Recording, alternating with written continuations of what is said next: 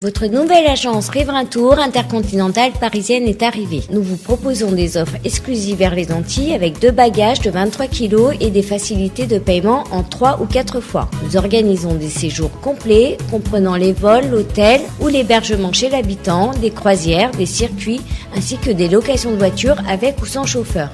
Pour tout renseignement, contactez l'agence Riverain Tour Intercontinentale au 16 rue Lamblardy, Paris 12e, métro Doménil, au 09 78 80 13 39. Guyane, actualité. Les records de chaleur et particulièrement le déficit pluviométrique impactent l'activité agricole. La sécheresse entraîne pour certains agriculteurs une réduction des rendements, voire de nombreuses pertes, ce qui peut avoir un impact sur les prix de vente, mais aussi sur les dépenses et revenus de l'exploitant. Pour pallier le problème, les agriculteurs doivent dépenser plus d'énergie et installer des techniques d'irrigation parfois coûteuses. C'est le cas de Robin Leroux. Il est producteur de plantes, d'épices et d'arbres fruitiers sur une parcelle d'1 hectare à Montignéry. Je me suis débrouillé avec un forage que j'ai payé de ma poche, donc ça a été quasiment une année d'économie que j'ai consacrée à ma ressource en eau. Donc jusqu'à présent ce forage y tient, mais on en discute avec pas mal de collègues d'autres agriculteurs qui ont d'autres solutions, soit qui ont fait des bassins ou qui puisent dans des criques avec des motopompes. Et on est tous vraiment en train de faire le constat que c'est limite pour tout le monde, quoi. Alors justement là par exemple, juste derrière vous, on voit que vous avez installé un système, vous pouvez nous en parler ? Oui, alors du coup cette année, moi j'ai toujours plus ou moins 6 mois de retard sur mes saisons. Je m'y suis pris un petit peu trop tard, ce qui a entraîné pas mal de pertes en fait sur l'exploitation. Mais j'ai installé des tunnels secs et des ombrières, ce qui permet déjà de casser un peu la lumière du soleil qui a tendance à dessécher les plantes. Pour la partie pépinière de mon exploitation. Et donc j'ai installé des systèmes d'irrigation automatique. Donc sprinkler d'un côté pour l'arrosage sur le dessus, et puis pour des plantes qui ont des exigences particulières, des systèmes de brumisation qui leur permettent d'avoir un environnement adapté. Mais c'est beaucoup d'eau et on en revient toujours à ce problème de la ressource en eau. Arrivé en Guyane il y a près de 20 ans et après une carrière de professeur d'SVT, Robin Leroux s'est lancé depuis dans l'agriculture. Avec la sécheresse persistante, il craint de perdre une nouvelle gamme d'arbres fruitiers qu'il souhaite lancer prochainement.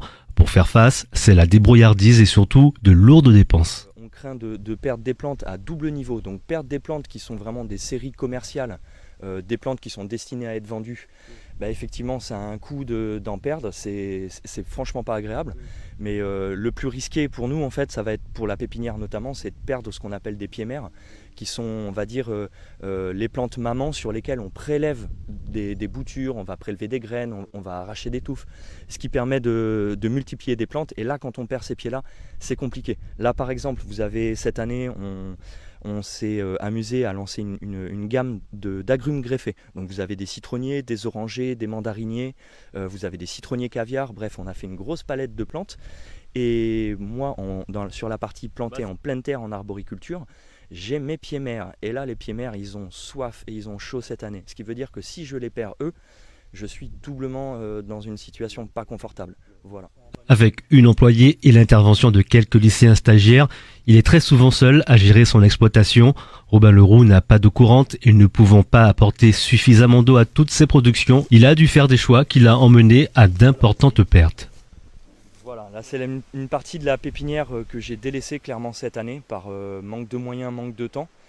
En fait, c'est vrai que le métier d'agriculteur, on a beau être, en tout cas pour moi, vraiment passionné par mon métier. Je pense que c'est vraiment ce qui fait le moteur de ce boulot.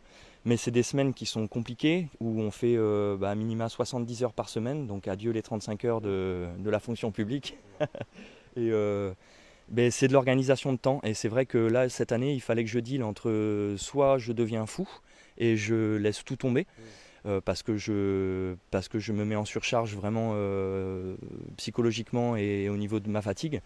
Et je casse le plomb et c'est terminé. Soit je fais le choix de perdre des plantes, d'économiser un petit peu de temps d'arrosage quotidiennement et de réussir à me tenir cette saison sèche jusqu'au bout. Donc là, on a une partie de la pépinière que j'ai décidé de ne pas arroser cette année, pour laquelle je n'ai pas réussi à investir avant l'arrivée de la saison sèche sur des systèmes automatisés d'arrosage. Et donc vous avez des milliers de plantes qui se sont desséchées pendant la saison sèche. Vous avez par exemple des palmiers, je vais vous montrer, qui ont 4 ans de pépinière. Ce sont des palmiers qui ont été plantés par graines il y a 5 ans. Et de tout perdre la 5e année sur une saison sèche, c'est un peu compliqué. Voilà, donc là je crois que j'en ai quasiment 500 pieds. Des pieds de 4 ans, et ça représente des dizaines de milliers d'euros de pertes cette année.